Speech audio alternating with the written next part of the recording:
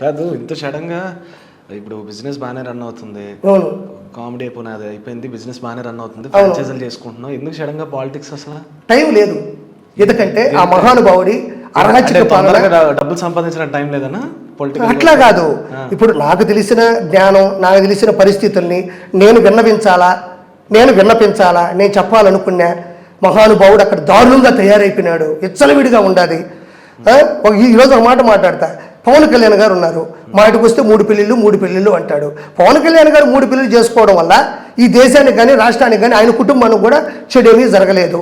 3 పెళ్ళిళ్ళు చేసుకున్నాను తప్పు అంటే, అసలు నువ్వు ఒక పెళ్లి చేసుకొని మీ బాబాయ్ లేపేశారు, నువ్వు నీ భార్య భారతీరెడ్డి. వాళ్ళు 3 పెళ్ళిళ్ళు చేసుకుని వాళ్ళ కుటుంబంలో స్పాట్లు పెట్టలేదు, వాళ్ళు బాధపడుకున్నారు. అది దేవుడి పరిస్థితులు, ఆ దైవ చంత్ర అనుకోని ఏదో ఆ తెలిపినారు, అయిపోయింది. మాటికి వస్తే 3 పెళ్ళిళ్ళు అంటాడు కదా జగన్మోహన్ రెడ్డి. నువ్వు చేసుకున్న ఒక పెళ్లి వల్ల నువ్వేమన్నా దేశానికి ఏమన్నా సంరక్షణ స్థితి తెచ్చావా, సురక్షితంగా చూసావా? మీ బాబాయికి స్పాట్ పెట్టింది భారతీరెడ్డి, అవినాష్ రెడ్డి, జగన్మోహన్ రెడ్డి. మీ ముగ్గురే కలిసి ఆయన గొడ్డలతో చంపించి దస్తగిరి వీళ్ళందరినీ పెట్టి పచ్చినెత్తురు దాగినారు. మీ ముగ్గురు కలిసి చేశారు. ఈరోజు నీ పెళ్లి గురించి, మీ ఆవిడ గురించి చెప్పు. ఈరోజు తిరుమల నాశనం చేయమని ప్లాన్ ఇచ్చింది నీ భార్య. లేకపోతే ఈరోజు తిరుమలలో బ్రహ్మోత్సవాలు జరిగినప్పుడు ఎవరైతే చీఫ్ మినిస్టర్ ముఖ్యమంత్రి ఉంటారో ఆయన వాళ్ళ ఆవిడ ఇద్దరు కలిసి సతీ సమేతంగా పట్టు వస్త్రాలు తీసుకెళ్ళి అక్కడ పెట్టాలి. మీ ఆవిడ ఎందుకు రావట్లేదు? ఒకవేళ నువ్వు క్రిస్టియానిటీ కావచ్చు, ఓకే, కానీ ఒక రాష్ట్రాన్ని పరిపాలించుకోవాలనుకున్నప్పుడు నీకు మతాలు, కులాలు, మనుషులు, జాతులు ఒక అమ్మా నాన్నలాగా మీరు ఫీల్ అయితే నువ్వు చేయగలవు. నువ్వు ఇంకా కూడా లోపలికి ఎన్నరగో ఏదో పెట్టుకొని మీ ఆవిడ ఎందుకు రావట్లేదు? తిరుమలలో ఉండేటువంటి హైందవత్వాన్ని, హిందూ తత్వాన్ని, వాటి ఆచారాల్ని ఎందుకు నువ్వు నీ భార్య మంట కలుపుతున్నారు? నువ్వు ఎందుకు టచ్ చేస్తున్నావు? నీకేం అవసరము? నీ భార్య నువ్వు తిరుమల చుట్టూ నీ ఇంటి దగ్గరేసి నువ్వు భజన చేసుకునేది ఏంది? దేవుణ్ణి నీ ఇంటి దగ్గర తెచ్చుకునేది ఏంది? ఇది మాట్లాడితే ఇప్పుడు మనం మాట్లాడితే ఈడ మతాలు ఏమీ లేదు.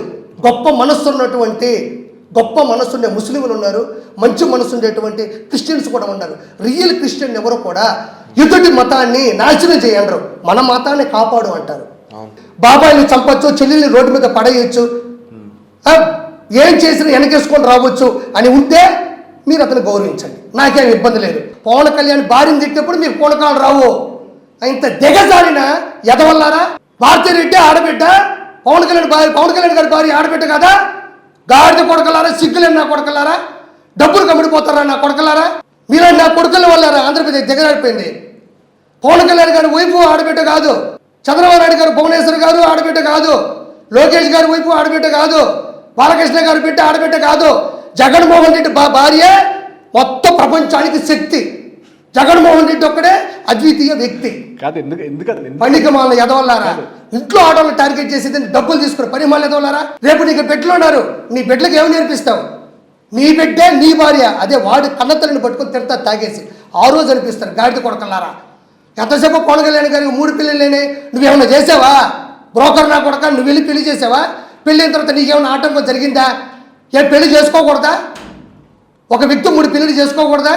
మీ అన్నలాగా పెళ్లి చేసుకుని బాబాయిని నిలవన నరికి చెల్లెల్ని రోడ్ల మీద పడేసి గంజాయిలు పిల్లలకు అలవాటు చేసి అవినీతిని పెంచి మేనిఫెస్టోలో ఒక్కడు కూడా చేయకుండా అబద్ధపు మాటలు. పవన్ కళ్యాణ్ గారు గెలుస్తారు. పవన్ కళ్యాణ్ గారు చాలా నిజాయితీగా పనిచేస్తున్నారు. ఈరోజు నేను ఒక మాట చేస్తున్నా, నేను వేమిరెడ్డి గారికి ఒక ప్రత్యేకమైన అభిమానిని కావచ్చు. నేను వెళ్ళాను, నేను చేయగలిగింది నేను చేశాను. నాకు ప్రత్యక్షంగా మళ్ళీ హైదరాబాద్కి ఎందుకు వచ్చానంటే నీ ద్వారా కావచ్చు, కొన్ని ఛానల్స్ ద్వారా కావచ్చు, ఇది జనాల్లోకి వెళ్ళాలి. మళ్ళీ అతని పరిపాలన వస్తే ఇంకా ఇక్కడ ప్రపంచంలో ఎక్కడా చూడని హిట్లర్ హింసత్వాన్ని మనం అంటే మనం దాన్ని ప్రేరేపించినట్టే, అవినీతికి మళ్ళీ అధికారం ఇచ్చినట్టే. అతను ఎప్పటికీ మాజీగానే ఉండాలి.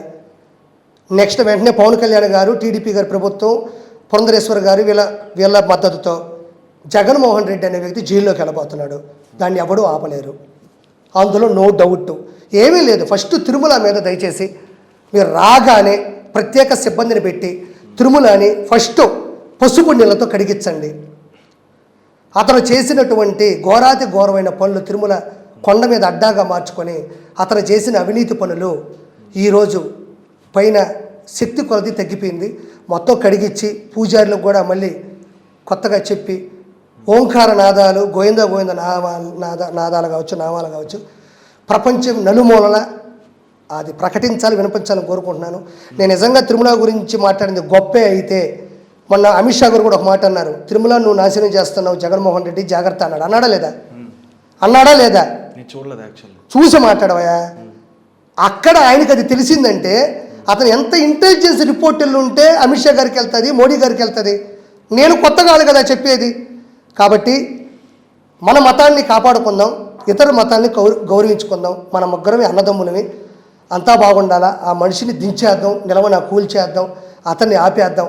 దయచేసి టీడీపీ ప్రభుత్వంలో ఉండే చంద్రబాబు నాయుడు గారు వేసినటువంటి అడ్మినిస్ట్రేషన్, ఈరోజు ఐటీ కావచ్చు, ఇంతకుముందు వేసినటువంటి ఆ పథకాలు కావచ్చు, ఆయన నడవడిక కావచ్చు, ఆయన పద్ధతులు కావచ్చు, ఆయన పరిస్థితులు కావచ్చు. ఇప్పుడు ఇంత నెగిటివ్ మాట్లాడుతున్నారు కదా. ఇప్పుడు వైఎస్ఆర్సీపీలో కూడా కొంచెం పాజిటివ్ ఉన్నాయి. అంటే లైక్ ఇంటికింటికి వచ్చే పథకాలు కానివ్వండి, ఇంటింటికి పెన్షన్లు కానివ్వండి, గ్రామ వాలంటీర్ పథకం కానివ్వండి, ఇవన్నీ కొంచెం మంచిగా జరిగింది. చిన్న మాట మాట్లాడతారబ్బా. ఎంతసేపు ముసలావిడి పింఛన్లు 3,000 ఇస్తున్నా, 3,500 ఇస్తున్నా అంటున్నాడు కదా.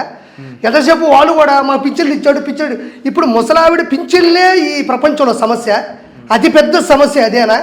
ఆ సమస్య తీర్చిన వాళ్ళందరూ గొప్పోళ్ళ? ఆ సమస్య మీద రోజు ఇష్యూ జరగాల? ముసలావిడి పింఛన్ ఇస్తే ముసలావిడు ఆనందపడుతున్నారే, అదే ముసలావిడికి రేపు బాగాలేకుండా వచ్చింది, అర్జెంటుగా అంబులెన్స్ ఎక్కించుకొని పోవాలా? ఆ మహానుభావుడు పింఛన్లు అని చెప్పి ఇక్కడ రోడ్లు వేయడం మానేసినాడు.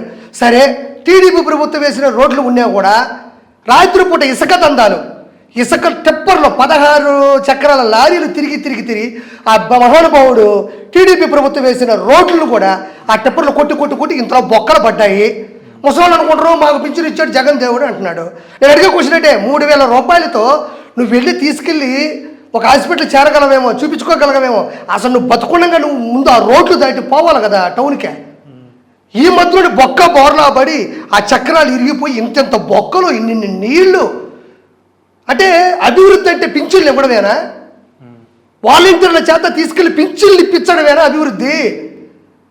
అంటే రోడ్లు ఉండక్కర్లేదు, కాలేజీలు స్కూళ్ళు బాగుండక్కర్లేదు, ఇంగ్లీష్ మీడియం అంట నేర్పిస్తున్నాడంట.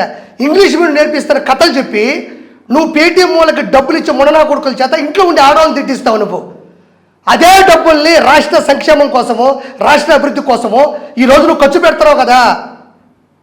డబ్బులు ఆడవాళ్ళు తిట్టండి, వాళ్ళు తిట్టండి, వీళ్ళని తిట్టండి అని ఆ డబ్బులు ఖర్చు పెట్టున్నా కూడా ఆంధ్రప్రదేశ్ మన భారతదేశంలో నెంబర్ 1 స్థానంలో ఉండేది.